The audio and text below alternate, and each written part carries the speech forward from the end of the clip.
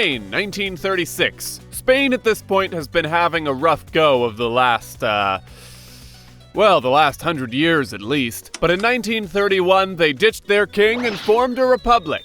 The new government wanted to reform and modernize the country, secularize the government, autonomy for Catalonia and the Basque Country, women's rights, an alarming amount of change that outraged the political right wing. However, all of those reforms moved real slow-like, leaving the left wing very disappointed in the lack of things actually changing. Political polarization flared up, political violence was soon to follow, and then in 1936, the right wing launches a coup that only half succeeds. But they committed to it, thrusting Spain into a civil war. On one side, Francisco Franco's nationalist rebels, and on the other side, a bickering coalition of leftists keeping the republic on life support. And in the middle, a dude named Juan Pujol García, living on a poultry farm. Soon after the war began, some communists came knocking on behalf of the Republic. They've come to take his sister's fiancé away, believing him to be a Franco sympathizer. Suddenly, Garcia is feeling kind of sympathetic towards Franco. Knock knock, it's the communists again. They're taking away Garcia's sister and his mother for being anti-communist. Suddenly, Garcia is feeling pretty anti-communist. Knock knock, it's the communists. Now they're saying they want to give Juan a gun. Hooray!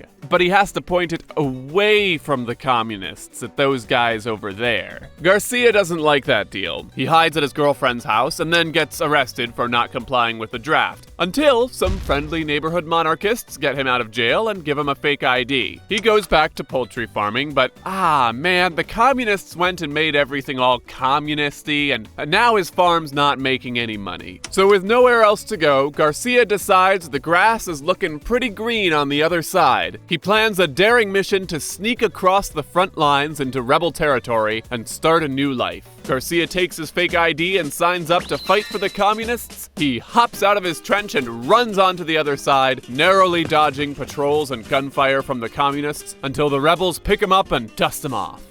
Hola, amigo. Hola.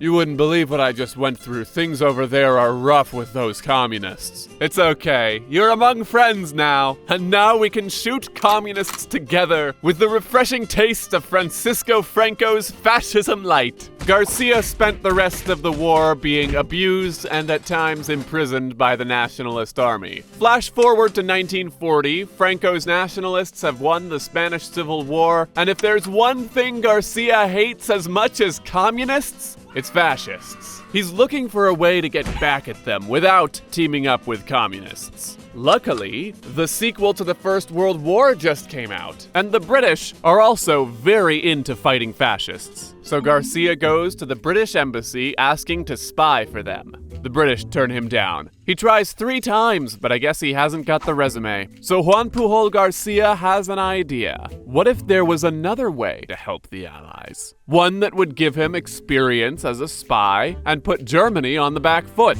The British might not have wanted him, but Hitler was hiring. Garcia comes up with a fake ID and convinces the Nazis he works for the Spanish government. They set him up on a mission in London to recruit a network of spies. Instead, he goes to Lisbon, Portugal and looks up a bunch of magazines and tourist guides and tells the German government all about the places he's visiting, the things he's seen. He tallies up a list of expenses and little by little he assembles his crack team of fictional spies. So he starts feeding the Germans garbage information, and eventually, the British intercepted his transmissions to German high command, and they thought, cheese and crackers, there's a spy in London! We've got to catch this spy! Except as they looked into it, they noticed some holes in his story. Garcia talked about how to bribe dock workers with a liter of wine, despite wine not being sold by the leader. His expense reports indicate he clearly had no idea how many shillings were in a pound. From the British perspective, these reports are obviously coming from someone who has never set foot in Britain. In fact, the Nazis have been so gullible, it's suspicious. Besides never fact-checking how British money works, are the British really supposed to believe that the Axis have spent thousands of man-hours trying to sink a non-existent British convoy on its way to Malta, and instead of once questioning Garcia, the Germans just blamed the Italians for being bad at their job? God, the Axis was such a hot mess diplomatically. I had to make a whole separate video for that. The Nazis were so bad at their job that when Garcia reaches out to the Allies again in 1942, they're not sure what to do with him. The British are afraid the Germans might have planted Garcia to become a triple agent, because surely the Germans can't be that gullible. But the British set aside their fears, they recognize what a huge help Garcia has been to them, and they set him up in London with the code name Garbo. Not because he was garbage, but in honor of his case officer's favorite film star and sapphic icon, Greta Garbo. The plan, in coordination with British intelligence, was for Garcia to continue being a chaotic goober for the forces of good by giving the Germans 3 kinds of information. First, fake stories like the British convoy that never existed, or how the Allies were going to land soldiers on the Western Front in 1943 instead of 1944. Second, information that's true, but useless. Stuff the Germans could eventually confirm for themselves to throw them off the scent. The important thing was that there was always enough reliable information coming in that the Germans never questioned the information they'd already been given.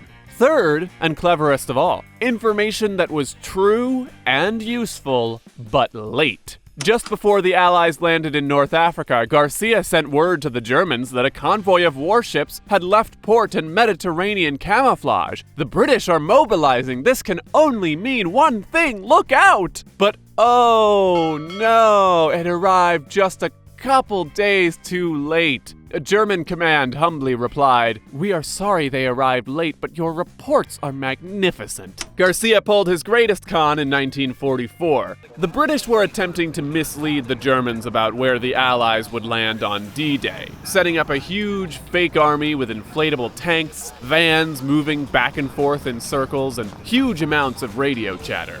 Garcia points to all of this as evidence and says the Allies are going to attack Calais, which is the part of France that's closest to England, so it only makes sense. Then, obviously, D-Day happens. The Allies attack in Normandy, which is not Calais, and the Germans call him out, right? Of course not! The Germans are actually late to reply to him, so Garcia cusses them out for being slow on the job, saying, "I cannot accept excuses or negligence. Were it not for my ideals, I would abandon the work I do for you." Then, weeks after D-Day, Germany was still keeping 21 divisions in Calais, believing that there was another invasion coming any day now. Better yet, nearly 2 months after D-Day, Garcia was awarded an Iron Cross medal for his service to the Reich. And because he wasn't a frontline soldier, that means Hitler personally signed off on awarding a medal to this guy who hadn't given them a single piece of useful information for the entire war.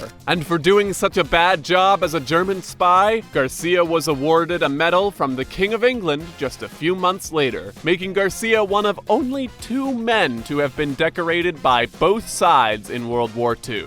Worried that the truth would get out after the war was over, Garcia faked his death in 1949 and spent the remainder of his life running a bookstore in Venezuela. But it wasn't until someone tracked down Garcia in the 80s to publish an autobiography that his role in the war became public knowledge.